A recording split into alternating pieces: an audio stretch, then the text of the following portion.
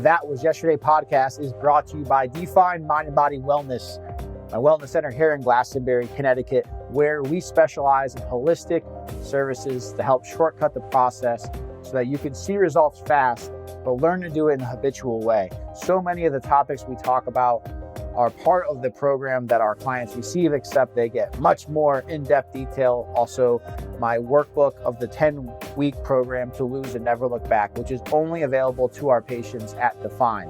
If you are interested in holistic body fat spot reduction, or our pod to increase your metabolism, or our cold plunge, or our sauna, which is the best sauna in the world, that I promise you. I know that sounds biased, but you'll see for yourself. Please go to definewellnesscenter.com. You will be prompted to put your information in and make sure to mention podcast when you do, as you will be eligible for a bigger discount on our introductory services because you are a listener. Appreciate you. Have a great day and enjoy today's podcast. Welcome back to another episode of the That Was Yesterday podcast. I am your host, Joe Carabase. And today we are talking about a topic that comes up a lot, a topic I am constantly talking to our patients about because it's the world we live in. And that is how to eat healthy on the go. And there's so much bad information out there and confusing information out there. There's so much information in general. It's very confusing to know what is accurate, what is not. And not just like talking heads on Instagram and Facebook and Joe Schmo. I mean, apparently everybody, like almost everybody is a trainer now. Have you noticed that? Like almost anybody is a coach or a trainer, which I think is problematic. I mean, look, I started my industry career when I was 18. I'm 37 now, but I started with an online certification. So I had background. I was a leader in the weight room in high school. I was a religious fitness guy. That's the only thing I really loved to read in high school. But nonetheless, I did get a certification online originally. Now I've gotten certifications since then, but certifications don't mean much anyway. That's a whole different topic. But nonetheless, I will say quite honestly, that little online certification didn't do me too well. And I went through a learning curve when I was 18 years old with online certification training. And so it's a whole issue.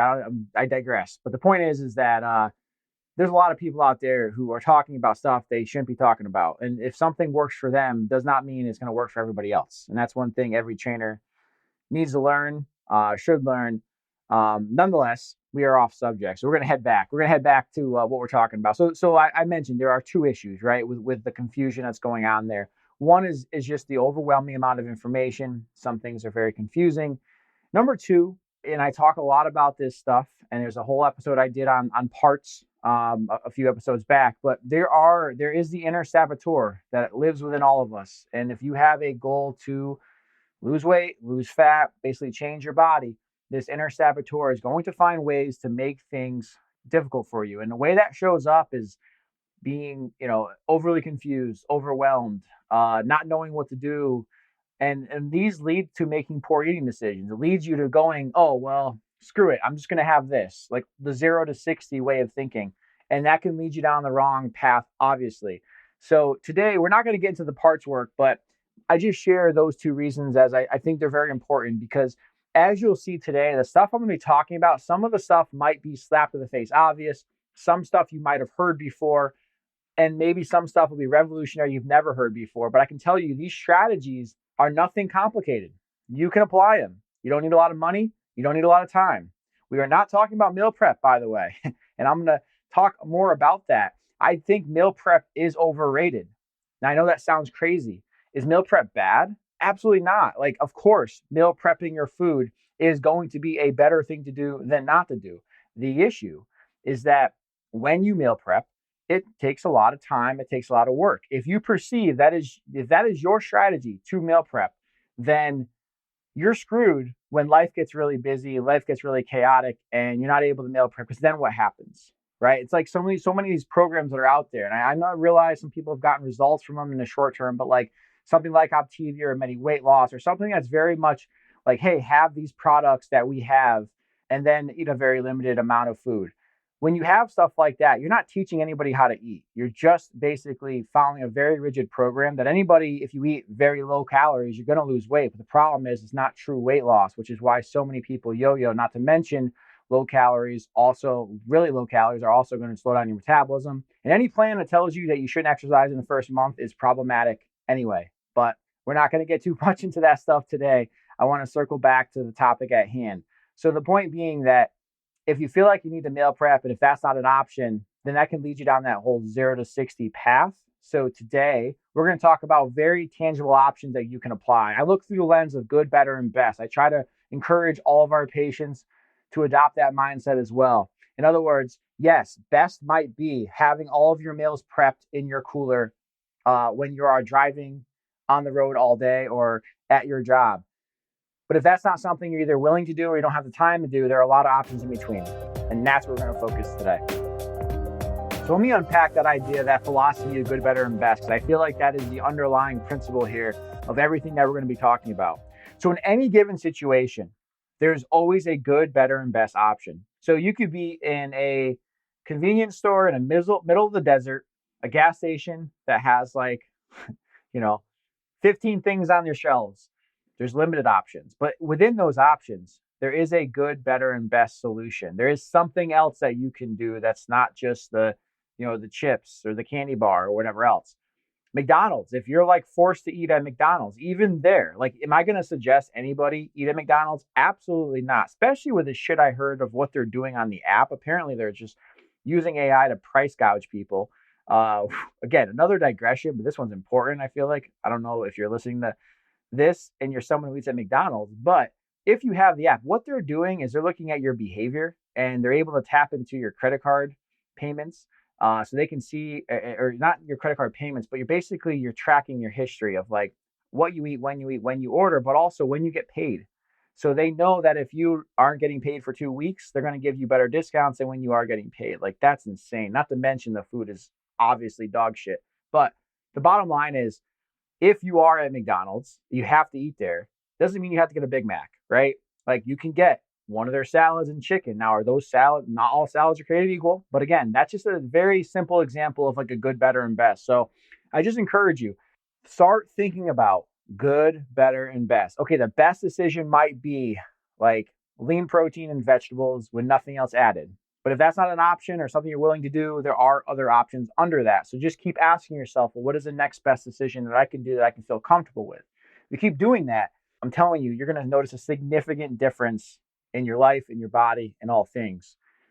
So this episode and really our whole plan, so all of our patients at Define get our Never Look Back program, which is a book I created that I do not sell to the public, but I only offer it to our patients that do our packages.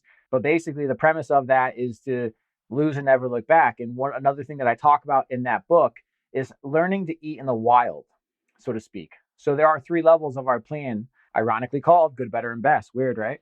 But we don't even recommend meal prepping until the absolute final level, just to put that in perspective. This is just how much I believe in this stuff and also how effective it is to follow. Because if you can stay consistent and eat foods that are going to help your metabolism, then you never have to be quote unquote perfect or super clean. And really, to be perfect is not possible anyway. So the idea is to be as consistently good as much as you can, right? So let's look at breakfast. So if we're talking about breakfast, the way I look at it, there's really 2 options, and there are 2 different types of options, I should say. I recommend intermittent fasting. Now, I don't want to get too far into that topic because I did a podcast on that not too long ago. I highly recommend you go check that out. But one thing very quickly I will share is the way I instruct our intermittent fasting is an intermittent food fast. And this isn't something clever I just came up with last week.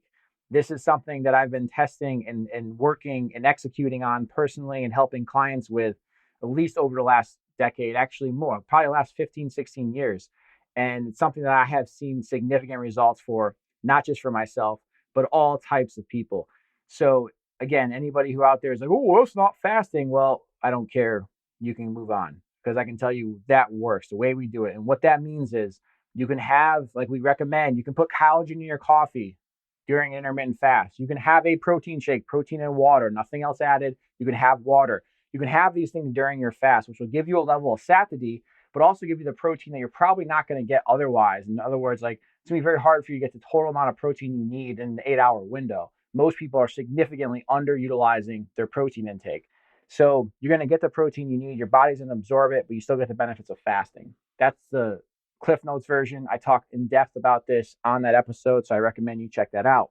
So if you're on the go, you're doing intermittent fasting, the way that would look, you would have, you'd put the collagen, literally take a scoop of collagen, throw it in your coffee, boom, bada bing, you're out the house, right? Or you're putting the protein in your shaker bottle, you're drinking it on the way out. So that's pretty self-explanatory there how that could work. But let's just say you're at Starbucks. Let's say you are at Dunkin' Donuts and you're someone who doesn't intermittent fast, or maybe it's your fast is about over and you're looking for something breakfast food. Either way, there are 3 options that I would recommend at any one of these places. One would be oatmeal. Now, I think on one of the episodes, I talk about rotating carbohydrates. So there's that. I do recommend rotating carbohydrates. Again, I don't want to get too far into the weeds and these various other topics because they're already talked about extensively on other episodes. But nonetheless, an on-the-go option at one of those places would be the yogurt. I would recommend to minimize the amount of sugar you put in it. Utilize the raw nuts. I have no issue with the dried fruit, but I definitely would stay away from the syrup as well. Now, something you can do to add flavor at one of these places is add a stevia. Stevia is a natural sweetener and definitely better than the typical sugar that they're going to give you, or it's definitely better than the syrup. Another good option you're seeing more and more is avocado toast. So again, like I don't recommend to have carbs every day. I don't recommend to cut out carbs completely either. I do recommend to rotate them. But again, this is not about that. You see the way my brain works? There's so much I want to get out and share. It's just like there's so many different directions of which it goes. As you can see, hard to stay on topic. A lot of information I want to give you, but yeah, we're going to talk about on the go today, right? So avocado toast is something that, look, the toast itself, like I don't know offhand the bread options that they have, but typically if it's sourdough, it's a better type of bread. Avocado is obviously highly nutritious. It is fat, but it's highly nutritious. And then, of course, you get an egg, which is protein. But I think the best option at any of these places is egg bites. I honestly, I know eating out of a microwave isn't the best thing in the world, but we use a microwave at home. We have 2 young kids. It is what it is. Sometimes you got to use it because that's the way essentially that's how they heat them up. Let's be real at these places. So I don't have an issue with that. Obviously, they have options that are egg white. They have options with cheese. I tend to recommend to cut the cheese. Get it? Cut the cheese.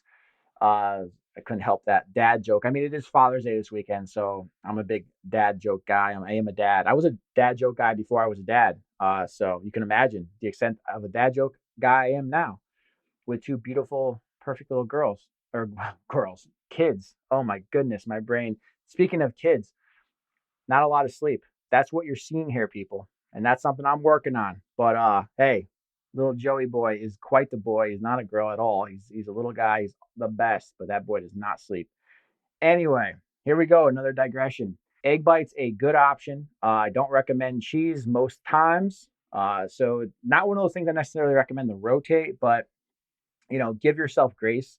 If you have cheese once in a while, it's not going to be the worst thing in the world, but I certainly wouldn't have it daily, even if you're not quote unquote lactose intolerant. It is likely it's causing you some level of bloat and messing up with some digestion. So those are the options I'd recommend for breakfast.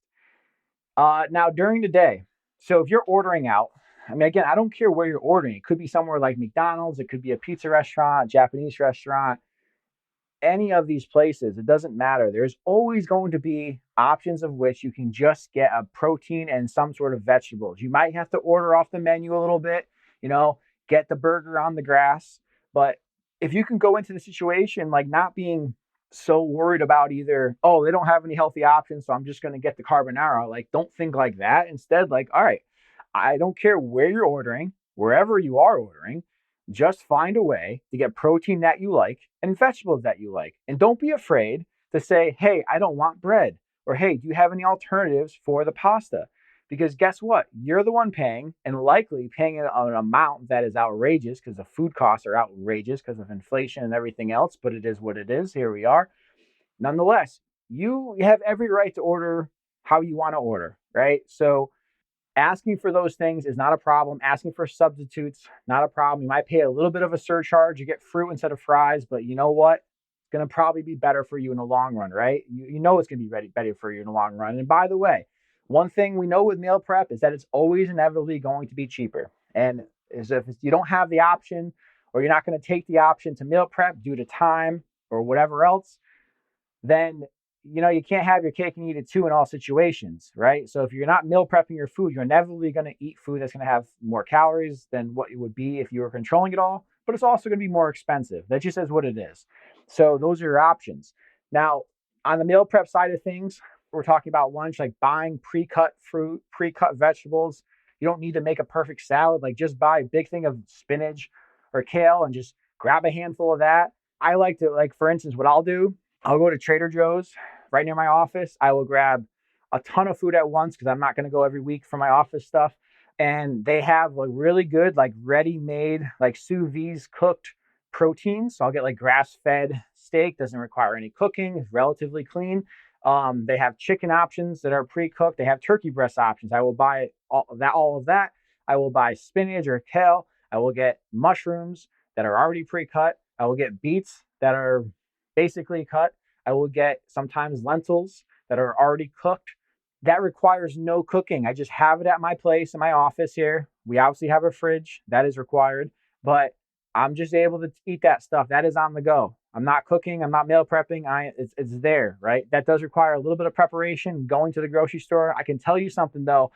Look, you're not busier than I am. I can tell you that much. Like between new business, working, 12 hours a day, somewhere around there, with the kids in the morning, get home from work late with the kids. After that, work. Not bragging, but I'm just letting you know, I make it happen. You can too. Nothing I'm doing is special. So these are things that I'm not just giving to my patients that do. I do them myself. Okay. And by the way, when I was bodybuilding, I was meal prepping, and that was like a part-time job, with all that I was eating. And I'm not willing to do that right now. I don't need to. I'm not on stage. And if you're not on stage, you can give yourself a little bit more leeway. It's not about being perfect, it's about being consistent, right? So that's a good option, right? It doesn't have to be Trader Joe's, but a lot of grocery stores have those types of options, or they have ready-made protein. Last night I had a nice piece of salmon from Highland Park Market. It was already cooked. I heated it up. Boom, there you go. Rotisserie chicken is another great option to have, right? If you can ditch the skin, ditch the skin. But these are all things that you can do. So whenever you're ordering out, or if you're able to go to the grocery store to prep ahead of time, to buy things that are kind of already made, doesn't require traditional meal prep, those are good things to have. The key is to have stuff in your office, have things in your purse. If I was a woman, I would have protein powder and greens powder in my purse everywhere I went. Because why would you not? Because all you need is water. My wife always has a shaker bottle with her. I always have a shaker bottle with me. Doesn't always have to have something in it. Has water mostly in it, but easily, all it takes literally 1 second maybe not 1 second. All right. For the wise asses out there, maybe it takes about 30 seconds to take a scoop of protein powder and to pour it into a blender bottle, add water, shake it up. Voila. Boom. There you go. I'll say something. I think Beachbody workouts are not the best in the world. And I say that having been someone, I have, by the way, Beachbody workouts I have a program actually ironically called Define. Not so ironic actually, because it's concept I created a while back. I was on this reality show with them. That's a whole nother story, but I preface that to say, I think most of their workouts, I wouldn't necessarily recommend to everybody, just because not everybody should be doing those levels of at-home workouts without guidance, without having proper form. Some of the stuff's better than others, but nonetheless, one thing they get a lot of flack for that I really will stand up for is Shakeology. One of the things I had to learn a lot about was Shakeology. It's a very clean meal replacement shake. And what a lot of people will say is that, oh, well, it's expensive. And I get it. But it's about and I had to know this, it was about $5.32 a shake, which seems like a lot for just pouring powder. But if you think about what it represents, you're not going to get that level of nutrition for $5.32. You can't even get a Happy Meal for $5.32 anymore. So I'm not saying to go get Beachbody, but I am saying there are meal replacement shakes, which is different from a protein shake. Protein shake is just protein, whereas a meal replacement shake has carbohydrate, fat, more macronutrients. Whereas again, protein shake is just protein.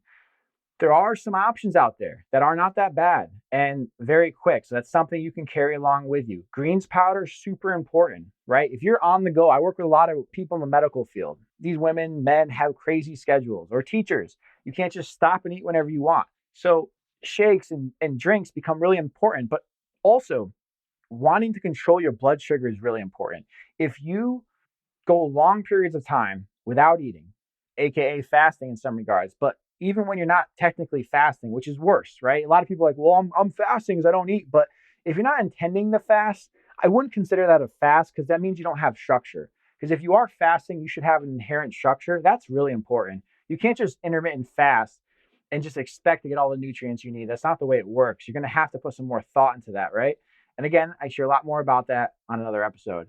Nonetheless, if you are somebody who is not able to eat throughout the day, or you skip meals accidentally, or you forget, or your schedule does not allow for it, your blood sugar is going to drop.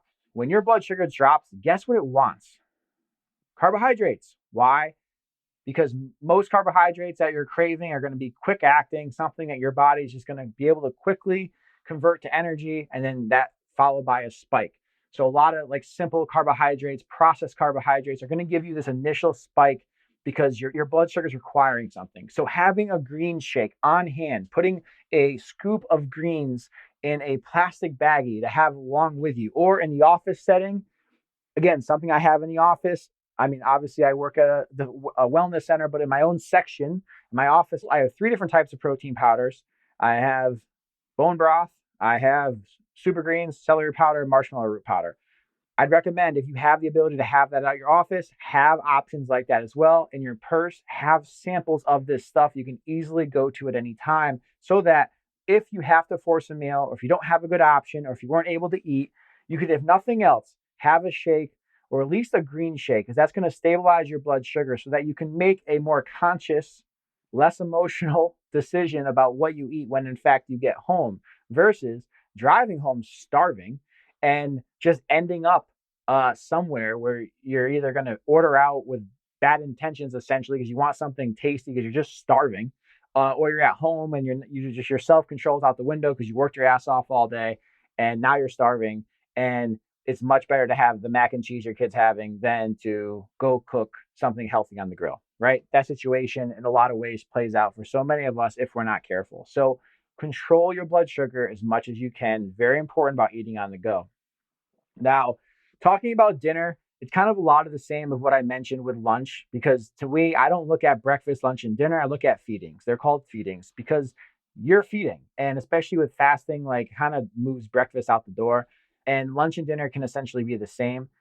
The idea that you have to have like a protein, starch, vegetable for dinner is one that might have been applicable in the 1950s when our food wasn't, convoluted. There wasn't a whole lot of crap in it, and our lives were way more active, and we had less stress and all the other things. These days, you just don't need to have carbohydrates every day for most people. Now, if you're someone who's a competitor, you're someone who's an endurance athlete, you're someone like that, like, absolutely different story. But if we're talking about everyday person just looking to be lean, you just don't need carbohydrates every day. Now, I'm not saying to not have carbohydrates either, because that you're going to set yourself up for failure. I do recommend to rotate. Again, talked about another episode. But the point is, traditional dinner, breakfast, those concepts are kind of out the window. So what I suggested for lunch is what I would suggest for dinner. It's essentially the same thing. One thing I will touch upon, though, is stay away from pre-made frozen meals, lean cuisines of the world. They're just frozen shit, basically. There's just a lot of things in them that is just not good for the body. Now, here's how they get away with it, right? They'll show you a protein amount and they'll show you a calorie amount. And the calorie amount generally isn't that bad. They do that on purpose. If the calorie was like 1,000 calories, like, even the person who's not healthy are gonna be like, I'm gonna go with something that's less calories. Most people would, right? The problem is it's like 300 calories, but 500 calories. But the way they create the recipes, a lot of those there's a lot of fat, a lot of cholesterol, like the saturated fat. And saturated fat isn't necessarily a bad thing if you're eating it in like a grass-fed steak. If your lean cuisine chicken has a lot of saturated fat, like, it's going to be an issue, right? So they'll make it taste really good by adding in a lot of fat and a lot of sugar. Something else you got to look at on those labels. And by the way, if they're using artificial sugar, it's not going to always show up under sugar. So you got to look at added sugar. But you also want to look at what's the ingredients. If you look at these ingredients, these things are like paragraphs. So I can tell you, like, the typical, like, whatever the recipe is, if you just thought about that recipe and how you would cook that recipe, you'd realize there's probably like 5, 10 ingredients, not 20, not 25. So that's an indicator right there. Also, by the way, like, look at the expiration date of lean cuisine. These things are probably minimally 6 months. So that tells you something. What is keeping it preserved? Well, those are called preservatives, nitrates, nitrites. Those are not good for your system. They're toxic. So those don't show up on the calorie label in terms of calories, but they do affect your system. So I would be hyper aware of that.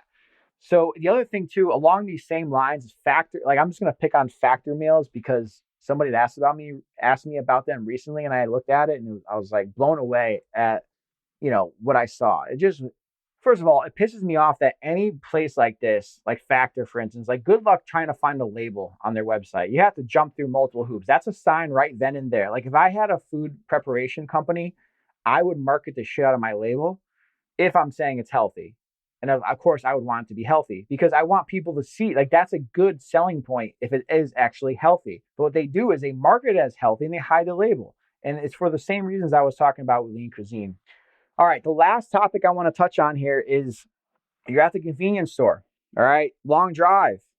You end up at a convenience store, you're starving. Are you going to go for the chips? Right?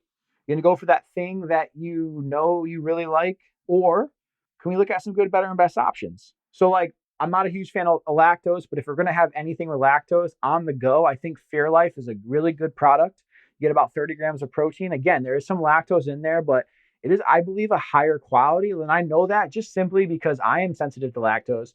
If I have a Fairlife compared to like a typical, just like regular skim milk, even like forget about 2%, like I notice a significant difference. Some of this stuff, just if it doesn't pass the eye or feel test, like, it's an indicator, right? You don't need to be a nutrition expert to know how something makes your body feel. So that's a good option. Like, any ready-made protein shake can be a quote unquote good option. It's always, always, always, always, always, always better to have a powdered version where you're adding water than something that's already pre-made. But again, you're way better off of having a, muscle milk than you are a bag of chips. Got me? I mean, both of them have a lot of excess in them. At least the muscle milk has less calories, and mostly all the calories is just protein versus all the carbohydrates and sugar and all the other shit that's hidden in them. The other thing, think thin protein bars are good to have on the go. Jerky. Now, some jerky has obnoxious amounts of sodium. So, like, if you look at the daily value percent and it's like 40% or higher of your daily volume, like, I'm not saying no. I'm just saying, like, if you have that, just be mindful of what you have the rest of that day, because that means, like, your sodium, you got to be very careful of your sodium. And so you don't, that's something to just keep in mind. If you have high blood pressure, I would stay away from jerky at all, at least the ones you're going to find at a convenience store, because of the sodium. Of course, nuts are a good option. I would always value protein over fat. I consider nuts more of a fat than a protein because the protein content isn't high. I know a lot of people think of nuts as protein, but it's not. There is protein in nuts, but if you're going to look at, like, quantitatively relative to the object, like the amount of percentage of what is protein versus fat, it's mostly fat. So I would consider it more as a fat. It's a healthy fat. I'm not against that. I'm just saying, if you're looking to lose, you're better off having a lot more protein and a little bit of fat than equal fat protein or more fat. Now, keto is a different topic, but look, if you're I'm not going to get into too much of a rabbit hole on this. I'll just say this. If you are somebody who is an average everyday person looking to lose, looking to feel good, I wouldn't do keto. I just wouldn't. There's a lot of room for error. You're focused on eating fats. Fats are 9 calories a gram. That's obviously can be problematic. I'm not going to get too far into the whole keto thing, but I'll leave it there. Also, too, I have to say, I feel obligated to share this part, which is a lot of times people think they're doing keto and they're doing paleo, but they're eating a lot of fat. Like, just having a lot of fat doesn't mean you're doing keto. you have to be careful of the amount of carbohydrates you're having, amount of fruit, which are also fruit and vegetables are carbohydrates. You got to make sure your body's in ketosis. So you should be peeing on a strip or doing your blood to make sure you're in ketosis, to make sure you're not eating all this fat for no reason. So there's a lot more there than just doing keto. Nonetheless, if you're doing a serving of nuts in a convenience store, it's not bad. Okay. I'm just saying prioritize protein first. So that is what I have from today. I hope you found some value on this, and I'll talk to you next episode. Thanks for tuning in to That Was Yesterday with me, Joe Carabase. And remember, every step forward is progress. We'll catch you next time. And in the meantime, if you found any value from this episode, please share with friends and go ahead and give us a 5-star review. I appreciate you. Talk to you soon.